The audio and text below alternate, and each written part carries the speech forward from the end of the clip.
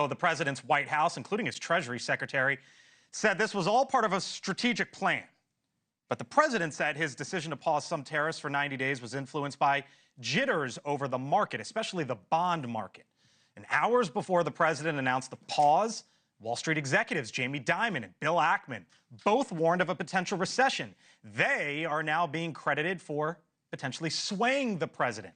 Stocks shot up, but today markets took another dive the other direction, paring back many of Wednesday's gains. The president saying today, when asked about it at least midday, that he's not watching.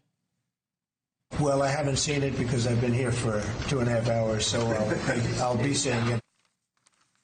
Now, one thing we know, trade negotiations are not over. There are a lot of people in the president's ear and a lot of data points to consider as the deals potentially move along.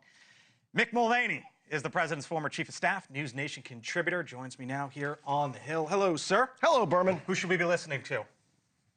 Donald Trump, first and foremost, but if you're looking beyond that, I think right now Scott Bessent has a great deal of sort of sway inside the Oval Office. But face it, if you're going to look at one place, it would be the bond market. Yeah. I mean, listen, Trump tells the truth. When you stop and listen to him, he said he was watching the bond market and he saw Jamie Dimon on television. Wednesday morning. So I think I believe that. I don't believe this was a plan from the beginning. I don't think it makes any difference. But I think if you're looking forward, I wouldn't be listening to Peter Navarro. I'd be listening more to Scott Bessent, and I'd be watching the bond market and to a lesser extent the equity market. So here's the thing, because as you mentioned, the president did mention that he was watching the bond market. And whatever it is, thing X, fill in the blank, it doesn't matter.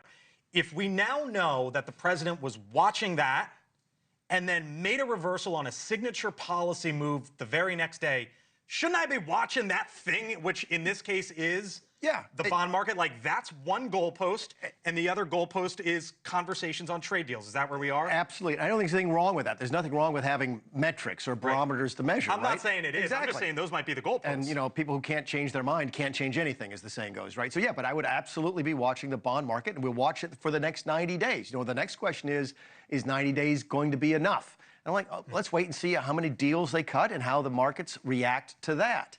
Today was not a good day. Today was not a good day for the equities market. There's no question about it. There has been some damage done that didn't get fixed yesterday. So I think the Trump administration, the ball's in their court now to sort of send the message that that things really are back to normal. So when you were being asked, Mick, what should we do here over the next 3 months? Because 90 days is a short term. Yeah, it's a long time. But it's also a long time, right? Long time. What would you tell folks tonight who are just simply trying to figure all this out? Watch the markets because the administration clearly does. Listen to Scott Bessent. I think he's probably the leading voice right now. And I think we've put to bed, you and I have talked a lot over the last couple of weeks. Well, I guess, goodness gracious, it's only been a week and a day since Liberation Day, right? But about what was the purpose of the tariffs? Were they meant to be permanent for the purpose of rebuilding the industrial base, or were they meant to be leveraged? And I think that has been put to bed. I think now they're leveraged. I think the White House is all in on negotiating bespoke, tailor-made trade deals. This is not the world of tariffs forever for the purpose of rebuilding the manufacturing base. Mick Mulvaney, thank you, sir. Thanks for watching. Go to joinnn.com to find NewsNation on your television provider. And don't forget to click the red subscribe button below to get more of NewsNation's fact-driven, unbiased coverage.